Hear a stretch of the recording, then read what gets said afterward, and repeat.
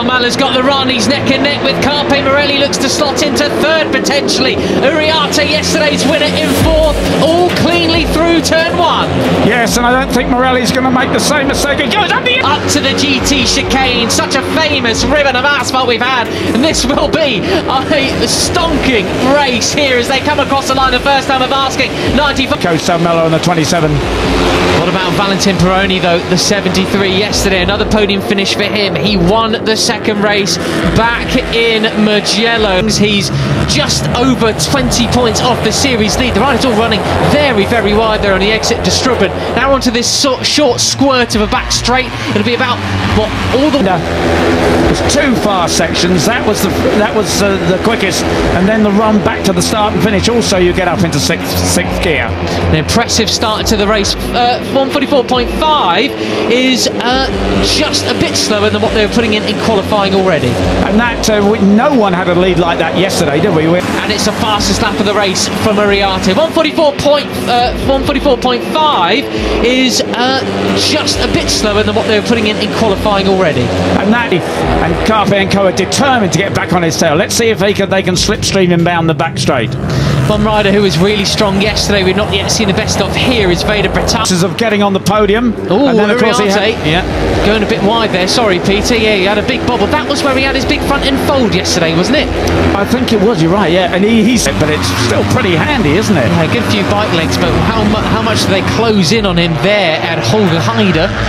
One of the fastest sections of track that we visit. Ambition of getting away from it all was pretty short-lived. Yeah, that's right. You can see Moodley still there back in sixth place. As he said, he refuses to let himself get kicked down the order as it happened. Yes, Costa-esque from his fellow Mercian, Alvaro Carpe, right behind him, leaning off so far you can almost get his chin down. Right, and Salmela, one of the second yesterday, back into sixth place ahead of Vader. Salmela and Moodley, Pratama behind them.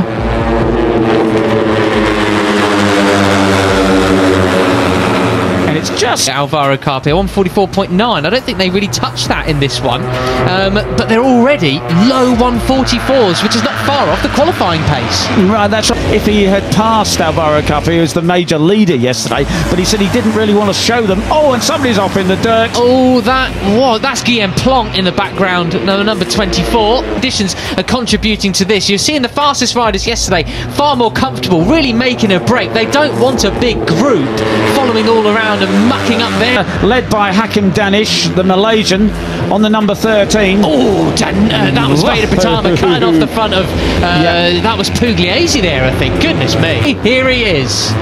Good thinking, mate. Good thinking. Not just a pretty face, me, sometimes. Right. Look at this, though. Argentina that leads 1 and 2, Morelli and Peroni. This is really impressive from all these riders. They have stepped it up, haven't they? But one rider pulled the strip off there, off their radiator. You just saw a Dayglow thing wafting around. What the thing is that these guys, if they think the edge to it, that the riders can pull off if they see the engine temperature is rising. And I think that's what one of them did. Didn't see who it was, but in this lead pack, somebody did that just by a chasing pack in the second half of the race. However, that normally requires there to be a real one of the championship front runners to be in that chasing group. I think Hakim Danish is certainly a rider to keep an eye on, but can he bring the... With that group, I feared he might be dropping off the back of them, but he's right there on the number 11 machine in sixth place. Salmela, new race lap record. My goodness. Well, that is actually a 143.88866. Oh, it's only a couple of thousandths of a second slower than Carpe's time, but actually Salmela, he was second on the grid with the 144.2, so that's a couple of... You know, Ruche Moodley was speaking to TNT Sports from the UK as they were doing a new feature on the Born Racers doc.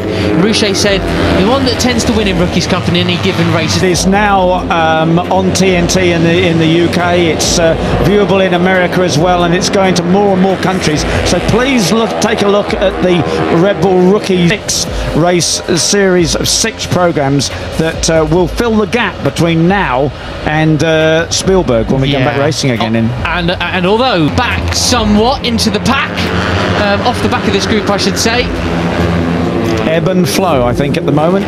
Let's just, as we've said, Moodley was back on terms, and Uriarte surely has got the pace, hasn't he?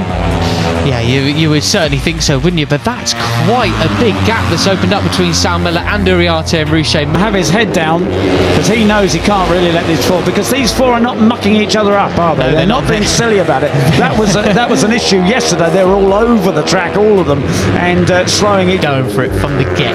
Yeah, he is, isn't he? So right. So now the time screen says that Uriarte, they've closed, but only fractionally.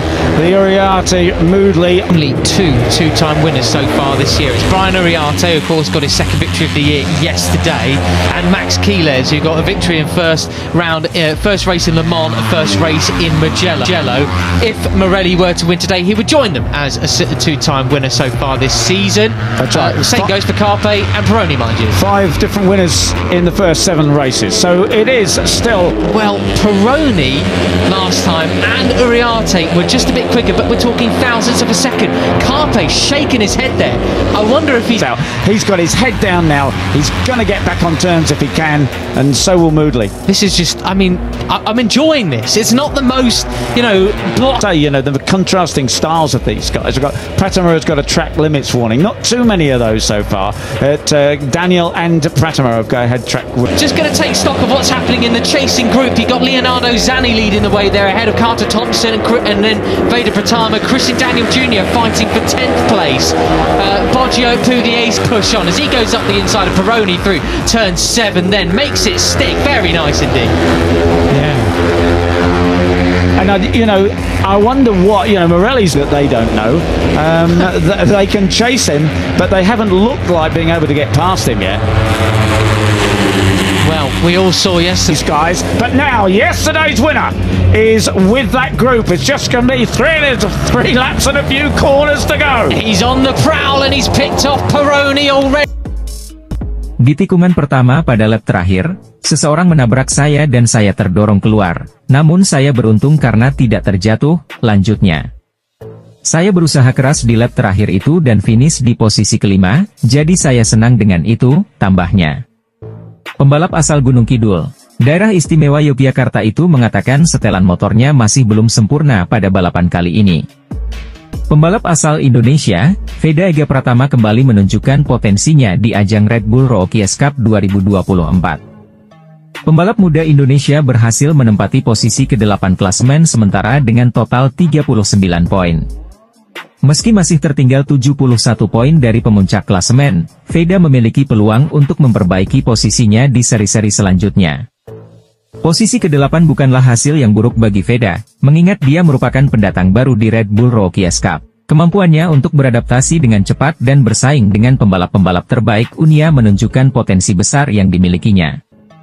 Seri Asen yang akan datang menjadi peluang bagi Veda untuk kembali menunjukkan performa terbaiknya dan bahkan meraih podium. Veda memiliki kemampuan dan tekad yang kuat untuk bersaing di papan atas. Meski peluang Veda untuk meraih podium di Asen terbilang cukup berat, bukan berarti hal itu tidak mungkin. Apalagi jika melihat performa Veda di seri-seri sebelumnya. Pembalap muda Veda Ega Pratama jadi satu-satunya perwakilan pembalap Indonesia yang mengikuti kejuaraan Red Bull Rookies Cup 2024. Pembalap muda Indonesia, Veda Ega Pratama tidak takut bertarung di baris depan. Ia harus cepat adaptasi dengan motor KTM RC 125 yang beda karakter dari Honda NSF 250R yang dipakai di Asia Talent Cup. Hingga race Red Bull Rookies Cup yang telah berlangsung, Veda Ega Pratama berhasil mengumpulkan lebih dari 30 poin. Namun begitu, pembalap kelahiran 23 November 2008 itu masih kalah dari pendahulunya. Dalam 6 race terakhir ada 2 pembalap Indonesia yang jadi perwakilan di Red Bull Rookies Cup. Mereka adalah Mario Suryo Aji dan Fadilah Ardi Aditama. Mario Suryo Aji atau Mario Aji turun pada musim 2020 dan 2021. Sedangkan Ardi Aditama musim 2022 dan 2023. Dari 2020 hingga sekarang, Mario Aji masih jadi pembalap Indonesia yang berhasil finish terdepan di kejuaraan Red Bull Rookies Cup. Pembalap muda Indonesia Veda Ega Pratama semakin berkembang pada musim debutnya di Red Bull Rookies Cup 2024 setelah ia finish posisi kelima pada seri ketiga race 1 di sirkuit Mugello, Italia, Sabtu. Finish posisi kelima merupakan finish tertinggi Veda sejauh ini setelah catatan terbaik sebelumnya adalah finish posisi ketujuh pada seri kedua race 2 di sirkuit Le Mans, 3 pekan lalu. Memulai balapan dari posisi ketujuh, pembalap 15 tahun itu selalu meramaikan posisi 4 besar pada 2 lap pertama bersama 3 pembalap Spanyol Álvaro Charpe, Máximo Quiles, dan Brian Uriarte. Dengan sesekali ia mencicipi posisi kedua.